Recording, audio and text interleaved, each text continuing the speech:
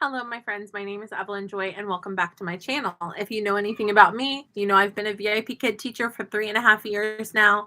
I'm a stay-at-home mom of 4 kids, and this last year I've started doing a little bit of OutSchool on the side. Well, what's my game plan is the real question right now. Do I just wait until this VIPKid ship inevitably sinks? Do I just go down with the ship? Do I have no backup plan? What kind of backup plan should I have? Should I have more than one backup plan?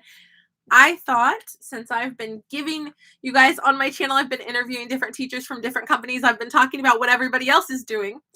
And I've a little bit mentioned here or there my game plan, but I'm going to give you in this video the full scoop. Welcome, Teacher Kasie. Welcome, Teacher Kasie. Okay, so I'm telling you my full scoop of what I'm doing. This is what I'm doing. I chose last night to, number one, open more bookings for VIPKid. Why? Because bookings are booming right now. Temporarily, bookings are booming. Potentially, it'll just last for August. Then our students will go back to school in September. Who knows when the bookings will drop off. But right now, bookings are available every day of the week, evenings and mornings. So what I was doing before all this drama went down was I was teaching 3 classes in the morning, 1 class in the evening. I changed my bookings to 4 classes every morning, 2 classes every evening. Why? So that I can save my pennies for the future, for unforeseeable things to happen in the future. Another thing I did was I teach Spanish classes on OutSchool. So I opened more and different classes. So I opened bookings. I started a class for drawing animals. Will I get any bookings about drawing animals? I don't know. Maybe it'll be popular. Maybe I'll have 0 bookings. I don't know. That's with OutSchool, you have to just try stuff and see what sticks, right? My Spanish classes are very popular. I'm having parents write to me and requesting different times, requesting different things, and I'm trying to accommodate the parents. If a parent wants a one-on-one class, I have that set up. I don't currently have any students signed up for that, but I've had that kind of request in the past, and in the past I've rejected it. But currently, like, beggars can't be choosers, so I set up one-on-one tutoring for Spanish. In addition to I have classes that max out at 8, but it's only $5 because it's very competitive with other teachers and stuff.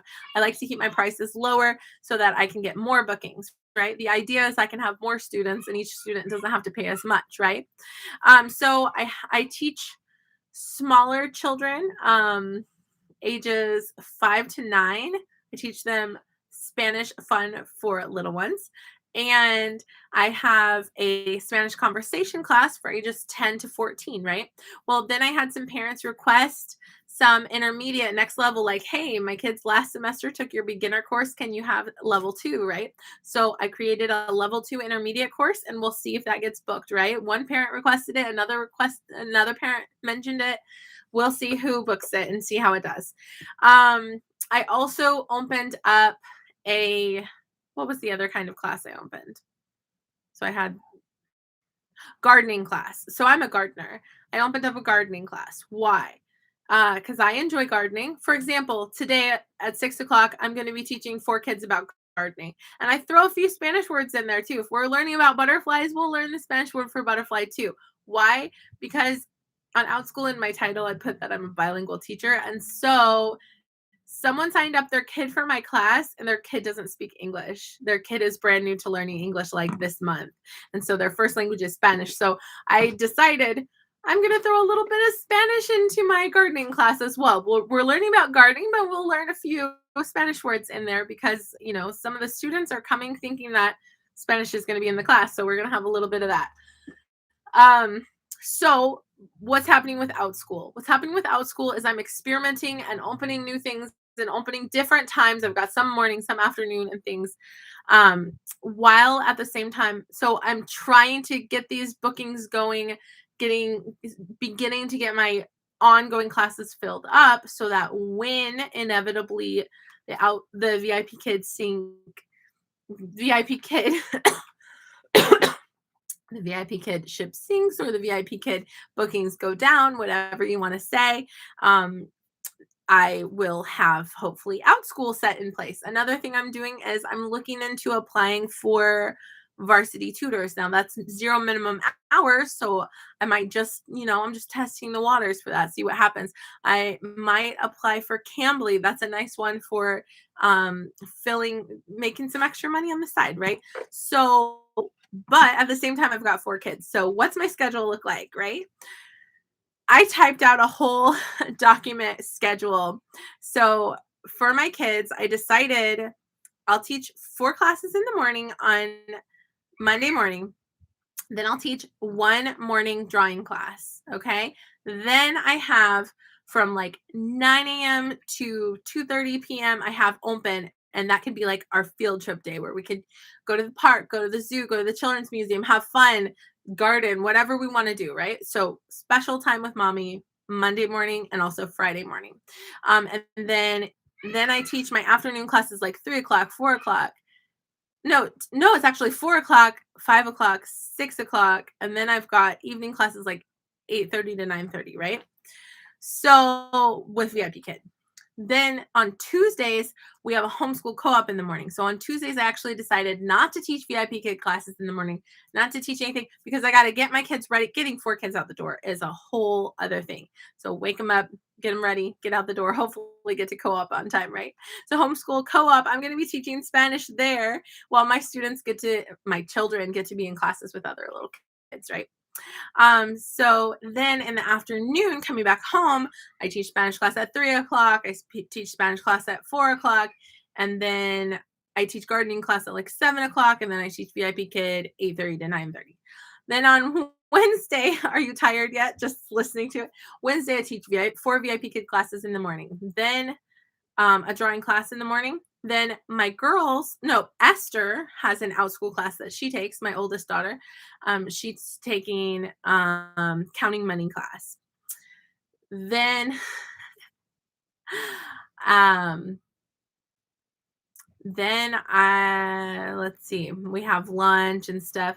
I teach a class at 12 o'clock, Spanish class, and then I teach another class at like 3, Spanish class, and 5 or something like that. And then I have evening classes. So I have spaces for like a couple hours for lunch break, for dinner break, make dinner and eat it and all that stuff. Play outside time. And then Wednesday,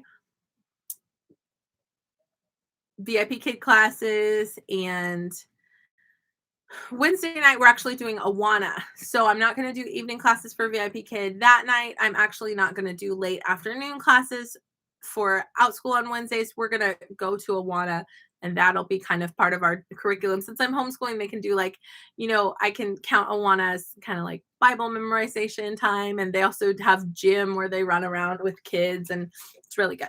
So that way my kids are getting some of their education on the go while I'm also teaching. So I don't have to do all of their education. Now my kids are little. If they were older, there would be more to do with them. But Esther and Deborah take a writing letters class on Thursdays, and then on Fridays they're going to be taking a tea party story time class. So you basically get the idea of it. But Monday, so basically I told you the idea of it, the format.